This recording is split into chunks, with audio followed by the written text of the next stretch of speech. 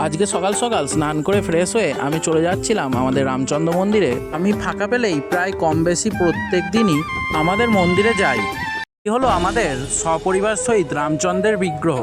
আপনারাও সকলে দর্শন করুন, কি অপরূপ সৌন্দর্য, দেখলে মন পুরো জুড়িয়ে যায়। আর এটা হলো সখী দ্বারা পরিবেষ্টিত রাধাকৃষ্ণের যুগল বিগ্রহ। এটা হলো আমাদের মন্দিরের ছোট্ট গোপুসোনা। এখানে বেশ কয়েকটি শিবলিঙ্গও রয়েছে।